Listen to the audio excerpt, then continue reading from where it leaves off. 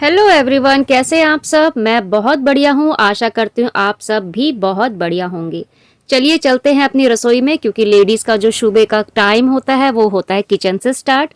तो मैं यहाँ पर आ गई हूँ अपने किचन में बनाने हुंजा टी। आप इसको ग्रीन टी भी बोल सकते हैं, हुंजा टी भी बोल सकते हैं। मैंने यहाँ पे गुड़ लिया है, अदरक लिया है कद्दूकस करके, और लेमन ग्रास ली है, जो आप ये लंबी सी मेरे हाथ में देख रहे हैं ये है लेमन ग्रास। तुलसी के कुछ 4-5 पत्ते लिए हैं, और साइड में मैंने लिए हैं तुलसी के ऊपर के जो बीज होते हैं वो डालने के लिए। यहाँ मैंने पानी रख दिया गर्म करने के लिए। अब इसके अंदर सबसे पहले मैं डालूंगी गुड़। उससे पहले मैं ये जो लेमन ग्रास है वो कट कर लूँगी, क्योंकि इसे लंबा हम पीस करके वहाँ पे डाल नहीं सकते, तो मैंने इसे कैंची से कट कर लिया है। और यहाँ पे गुड़ डाल के पानी को बॉईल होने रख दिया था, क्योंकि गुड़ थोड़ा सा टाइम आपको पता ही है ज़्यादा लेता ही है पिघलने के लिए। तो मैंने यहाँ पे डाला अदरक। इसके साथ सारे इंग्रेडिएंट्स डाल दूँगी मैं। आप ना कभी इस चाय को बना के देखना यार, बहुत मस्त चाय बनती है। और सबसे बड़ा फ़ायदा जो इस चाय का ये है, जब भी कभी मौसम चेंज होता है ना, तो आप इस चाय को पी के देखना। सर्दी से चाहे गर्मी आए, गर्मी से चाहे सर्दी आए, आपको कभी भी बीच का जो टाइम होता है ना, उसमें सर्दी जुकाम खांसी ये सब कुछ सबको ही होता है।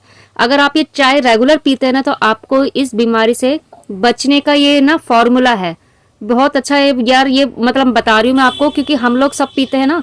तो जब भी कभी मौसम चेंज होता है, तो ना तो हमारे घर में पूरे परिवार में ना तो किसी को सर्दी लगती है, ना जुकाम होता है, ना खांसी होती है। इसलिए मैं बता रही हूँ, क्योंकि मैंने अपने ऊपर प्रैक्टिकल करके देखा है। बहुत अच्छी चाय है ये।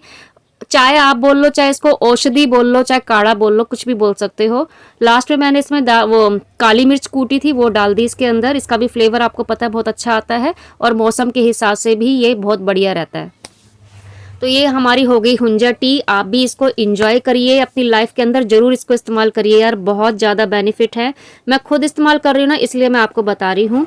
अभी जो मेरा वज़न है ना, वो वज़न मेरा 62 प्लस, मैंने आपको कभी बताया होगा वीडियो में 62 प्लस था।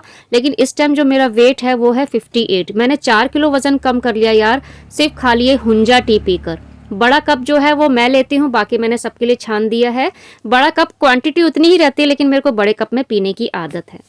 तो यहाँ पे मेरी जो हुंजा टी मैं बना के पी चुकी हूँ। उसके बाद मैं आ गई किचन में। तो मैंने रात को जो बर्तन धो के रख दिए थे ना, वो मैं अब सारे सेट कर रही हूँ, क्योंकि रात बहुत ज़्यादा लेट हो जाता है यार। बर्तन धोने के बाद फिर हिम्मत नहीं होती कि अब उसको सेट भी कर दूँ। तो यहाँ पे मॉर्निंग में आ गई, मैं अपना बर्तन सेट करूँगी। इधर मैंने दूध उबलने के लिए रखा हुआ गैस पे।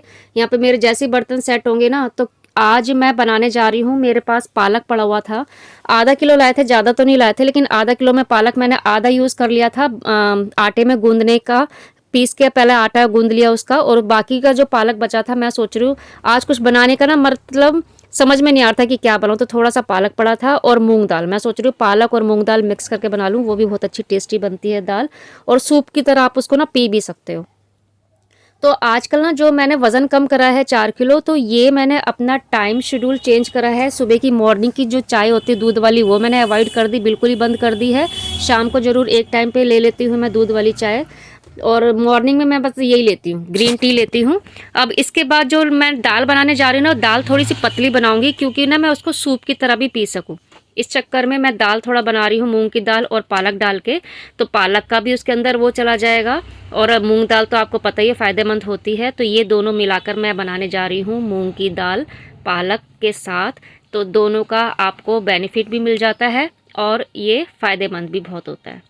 पानी थोड़ा सा मैं एक्स्ट्रा डालूंगी, क्योंकि मेरे को ये पतला करना है यार। मैं सूप की तरह से पीना भी चाहती हूँ, जब मेरे को दोपहर में भूख लगे तो मैं इसे सूप की तरह यूज़ कर लूँ। और बाकी ज़्यादा इसमें मसाले नहीं डालती, बस मैं खाली इसमें नमक डालूंगी और हल्दी डालूंगी। ये बनने में ज़्यादा टाइम नहीं लेता, बस मेरे ख्याल से 3 सीटी लगेंगी, ये अच्छी तरह से पक जाएगा। वो भी मैं फुल फ्लेम पर इसको पकाऊंगी। देखिए मेरी दाल यहाँ पे बन चुकी है, और मैंने इसको रखा है पतला एकदम, जो रोटी के साथ भी काम आ जाएगा, और अगर मैं पीना चाहूँगी तो सूप के तौर पे भी मेरा ये काम कर देगा। मेरे को रोटी अवॉइड करनी है आजकल, तो मैं रोटी थोड़ा सा कम मतलब खा रही हूँ, अवॉइड कर रही हूँ उसको। इसलिए मेरा वज़न भी 4 किलो कम हुआ है। और जो उसका तड़का है वो नॉर्मल लगाऊंगी। बस यहाँ पे मैंने सरसों का तेल यूज़ करा है। मैं हर सब्जी के अंदर सरसों का तेल ही यूज़ करती हूँ, मैं रिफाइंड यूज़ नहीं करती। रिफाइंड बहुत ही गंदा तेल है, मैं उसको नहीं अपने घर के अंदर लाती। पूड़ी वूड़ी भी कभी बनानी होती ना, तो मैं हमेशा सरसों के तेल में ही बनाती हूँ। तेज़ गरम कर लो उसको, सरसों के तेल को यार, उसके बाद आप यूज़ कर लो, आपको बिल्कुल वैसा ही इफेक्ट मिलेगा जैसे आप फॉर्च्यून में बनाते हो पूड़ी को। 1-2 पूड़ी जो स्टार्टिंग की होती है ना, बस वही पीली आती है, बाकी फिर वाइट आने लग जाती है। तो अगर आप भी अवॉइड कर सकते हो तो अवॉइड करो यार, उसके मतलब बहुत सारे नुकसान हैं। चलिए ये तो टॉपिक अलग है। तो यहाँ पर मैंने रख दिया तेल गरम होने के लिए, और ज़्यादा सिंपल सा ही तड़का लगाऊंगी, ज़्यादा भारी भरकम तड़का नहीं लगाती मैं। कोई सी भी दाल हो मैं उसमें सिर्फ खाली जीरा, हींग, लाल मिर्च का बस इसी तरह का तड़का लगाती हूँ। बाकी लहसुन प्याज मैं ज़्यादातर अवॉइड करती हूँ, किसी दाल में नहीं डालती। अगर मेरे को किसी दाल में डालना भी होता है तो वो होती है चने उड़द की दाल, और वो भी उसमें ना ज़्यादातर मैं कोशिश करती हूँ पीस के डालती हूँ। मेरे बच्चों को भी पसंद नहीं आता, मेन तो है यार मेरे को भी पसंद नहीं आता, मुँह में अलग से टुकड़े आते ना, मेरे को नहीं अच्छा लगता, तो मैं हमेशा ज़्यादातर पीस के ही यूज़ करती हूँ। ये हो गई मेरी दाल तैयार। कभी भी आप इस तरह से बना के देखना, बहुत अच्छी लगती है।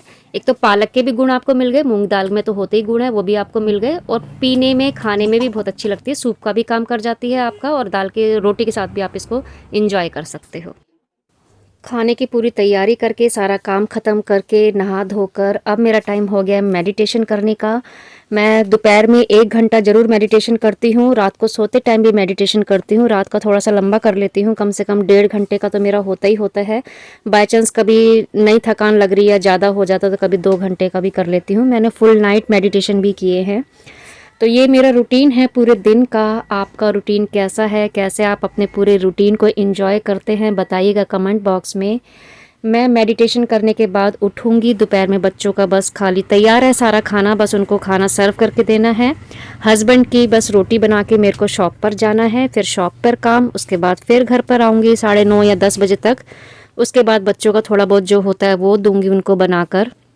ज़्यादातर मोस्टली हमेशा बना ही होता है, या तो रोटी सेकनी होती है मेरे को, या फिर कभी जैसे नहीं मन करता है भैया रोटी खाने का तो कभी चिड़वा बना लिया, कभी हलवा बना लिया, कुछ भी ऐसा जो आप सुबह नाश्ते में करते हैं ना, वो मेरा रात का डिनर हो जाता है। कई बार बच्चों के लिए बनाना पड़ता है, नहीं मन करता कई बार बच्चों का कि सेम वही चीज़ खानी है, तो कभी कभी वो चलता है। तो बस ये है मेरा पूरा दिन का रूटीन। तो आज के लिए इतना ही। आप सब लोग भी मेडिटेशन करा कीजिए यार, बहुत इससे बेनिफिट मिलते हैं। मेरे को बहुत लंबा टाइम नहीं हुआ है, सिर्फ अभी 6 मंथ हुए हैं। 29 अप्रैल से मैंने शुरू करा था मेडिटेशन करना, लेकिन इसके बहुत ज़बरदस्त लाभ हैं। तो ये मेरे लाइफ का इतना मजबूत वाला हिस्सा बन चुका है कि मैं एक टाइम की रोटी छोड़ सकती हूँ, कोई सा भी काम होगा वो मैं छोड़ सकती हूँ, लेकिन मेडिटेशन नहीं छोड़ती। तो मैं इसके लिए 1 घंटा दिन में ज़रूर निकाल लेती हूँ, कैसे भी करके निकालूँ, लेकिन 1 घंटा मेरे को इसको देना ही देना होता है। और रात का तो मोस्टली है ही। जैसे अभी दिवाली की सफाई चल रही थी घर के अंदर, तो मैं दिन में टाइम नहीं दे पा रही थी, दिन में नहीं हो पा रहा था मेरे से, लेकिन रात को मैं करती थी। जितना मर्जी थकी हूँ, जितना मर्जी मेरे को काम का प्रेशर हो कि सुबह जल्दी उठना है, कैसे भी उठना है, लेकिन मैं ये करती थी।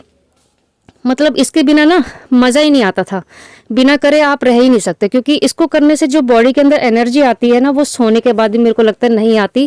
कहते हैं 3-4 घंटे की नींद अगर आप 1-1.5 घंटा मेडिटेशन कर ले तो उसमें कवर हो जाती है। तो मैंने अपने ऊपर महसूस करा है।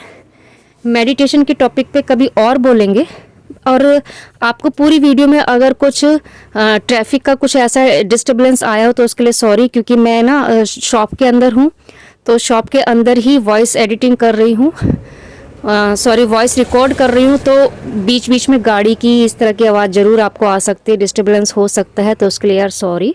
थोड़ा सा बस समझने की कोशिश करिए, क्योंकि मेरे पास टाइम का बहुत ज़्यादा इशू है।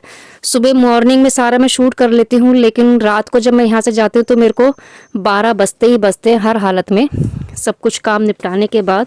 तो 12 बजे भी सब लोग घर में होते हैं, तो कहाँ पर फिर मैं वॉइस एडिटिंग करूँ, वो मेरे से नहीं हो पाता। इसलिए बस थोड़ा सा अवॉइड करिएगा इस चीज़ को, थोड़ा सा एडजस्ट करिएगा।